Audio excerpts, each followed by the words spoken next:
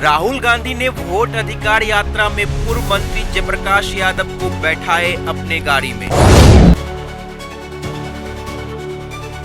राहुल गांधी के इस दरिया दिली की हो रही है बड़ी चर्चा।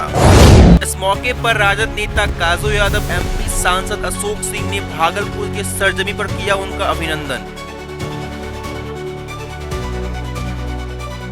नमस्कार, मैं निर्भय कुमार और आप देख रहे हैं बिहार डेली न्यूज। भागलपुर में कल वोटर अधिकार यात्रा में जनता का जनसैलाब देखा गया। इस मौके पर कई मंत्री इस यात्रा में उपस्थित थे, लेकिन विशेष बात करेंगे मंत्री जयप्रकाश यादव, वरिष्ठ नेता काजू यादव के बारे में। भागलपुर के सरजमी पर मंत्री जयप्रकाश यादव, वरिष्ठ नेता काजू यादव उपस्थित थे। राहुल गांधी का काफिला जैसे आया, उन्होंने जयप्रकाश और उनके सहयोगियों को अपने पास बुलाया। जयप्रकाश यादव को अपनी गाड़ी में बैठाकर राहुल गांधी ने एक अच्छे लीडर की पहचान दी है। राहुल गांधी की इस दरिया दिली के पूरे क्षेत्र में चर्चा हो रही है। फिर तमाम नेता प्रेस कॉन्फ्रेंस किए, जहां राजद नेता काजू यादव, सांसद पप्पू यादव, तेजस्वी के खास सांसद संजय प्रसाद यादव से और कई नेता से मुलाकात की है।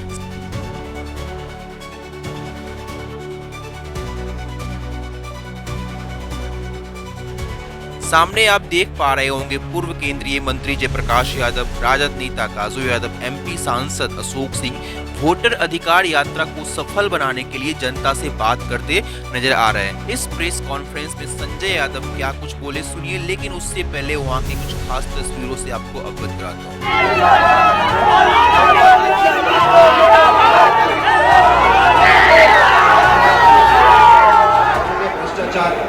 पैसा ले लेके जातीय और आवासीय प्रमाण पत्र बनाए जा रहे हैं। खुद का बिला चंपाजी का भी जातीय प्रमाण पत्र और आवास प्रमाण पत्र बन रहा है। डोनाल्ड ट्रंप का बन रहा है, जिनके आगे आप बोल नहीं पा रहे हैं। तो हम प्रधानमंत्री जी से ये कहना चाहेंगे कि अगली बार आप बिहार में आए तो आप ये बताएंगे कि आपके 11 साल प्रधानमंत्री रहते हुए और 20 साल बिहार में एनडीए की सरकार रहते हुए भी बिहार की प्रति व्यक्ति आय देश में सबसे कम है। बिहार में प्रति व्यक्ति निवेश सबसे कम है। राष्ट्रीय औसत क्या है? इन 11 वर्षों में आप हर राज्य का तुलनात्मक विश्लेषण कीजिए कि अन्य राज्यों में आपने प्रति व्यक्ति निवेश कितना किया और बिहार में आपने प्रति व्यक्ति निवेश कितना किया। आपको अपनी सफलता और असफलता का खुद एहसास हो जाएगा। बिहार में सबसे कम साक्षरता दर है, उसके बावजूद भी आप बिहार को केंद्रीय विद्यालय और जवाहर नवोदय विद्यालय भी देते हैं। बिहार के मुख्यमंत्री आपके सामने मंच पर गिड़गिड़ाते रहते हैं कि कम से कम पटना विश्वविद्यालय को आप केंद्रीय विश्वविद्यालय का दर्जा दे दीजिए, आप नहीं देते हैं। यूपीए 1 और यूपीए 2 की सरकार में 10 वर्षों में बिहार को 2 केंद्रीय विद्यालय मिले, एक मोतिहारी में और गया में। वो यूपीए की चेयरपर्सन श्रीमती सोनिया गांधी जी, तत्कालीन प्रधानमंत्री सरदार मनमोहन सिंह जी और रेल मंत्री जो उस वक्त राष्ट्रीय जनता दल देश की दूसरी सबसे बड़ी पार्टी थी, उनकी देन थी। आप तो एक 100 वर्ष पुरानी यूनिवर्सिटी को आप केंद्रीय विश्वविद्यालय का आप दर्जा नहीं दे सकते। बेरोजगारी में बिहार नंबर 1 है, अपराध में बिहार नंबर 1 है, लूट खसोट में बिहार नंबर 1 है, भ्रष्टाचार में बिहार नंबर 1 है।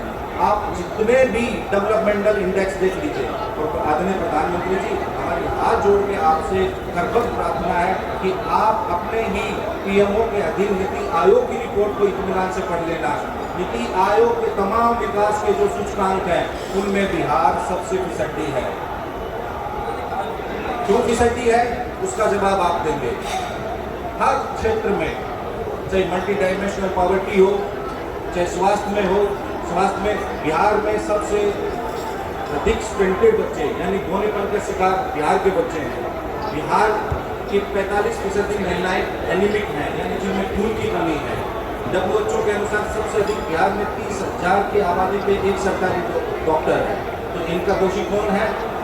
इन सुविधाओं पे बात नहीं करेंगे, वो सकारात्मक बात कोई नहीं करेंगे उन्होंने। और आप देखिए कल क्या कहा है। आप बिहार में कितने केंद्रीय मंत्री हैं आपको पता है? किसी केंद्रीय मंत्री के विभाग की आपने किसी उपलब्धि की बात सुनी है उनके मुँह से? कल इनके MLA, इनके MP और इनके उप मुख्यमंत्री कल बता रहे हैं कि बिहार से हमने 12,000 ट्रेन चलाएंगे बिहार। और वो ट्रेनें कहाँ जाएंगी? वो गुजरात में जाएंगी। फैक्ट्री इन्होंने गुजरात में बैठानी है। गुजरात को 4 लाख 3 लाख करोड़ के प्रोजेक्ट देने हैं। बिहार में आप कुछ देंगे नहीं। बिहार से मजदूर सप्लाई करने के लिए आप 12,000 ट्रेन चला रहे हैं। ये बिहार के लिए फख्र और उपलब्धि का विषय नहीं है। विषय ये होना चाहिए कि आपने बिहार में कितने लोग धंधे लगाए। आपने बिहार को दिया। आज देश के प्रधानमंत्री ने इस पे बिहार में आकर गया में स्पष्टीकरण दिया। उन्होंने कहा कि हम उन घुसपैठियों को निकाल रहे हैं जिन्होंने यहाँ की डेमोग्राफी को बिगाड़ रहे हैं। मतलब हम बिहार के हक और अधिकार की बात कर रहे हैं। मैं अभी आदरणीय सांसद जी ने, संजय जी ने बहुत विस्तार से बात कही। आदरणीय मोदी जी, अगर यहाँ घुसपैठिए है तो उसका दोषी अगर एकमात्र कोई है तो नरेंद्र मोदी है। अगर कोई यहाँ घुसपैठिए है भी तो उसका दोषी है तो अमित शाह है। 20 साल के आपकी बीजेपी की बिहार की सरकार है। मैं आपसे फिर आग्रह करता हूँ, नरेंद्र मोदी जी ने देश के प्रधानमंत्री की बात के महत्व को उठा दिया है। उस सम्मान को जो देश का प्रधानमंत्री का होता है, उस सम्मान को, जवान की कीमत को नरेंद्र मोदी जी ने पेश कर दिया।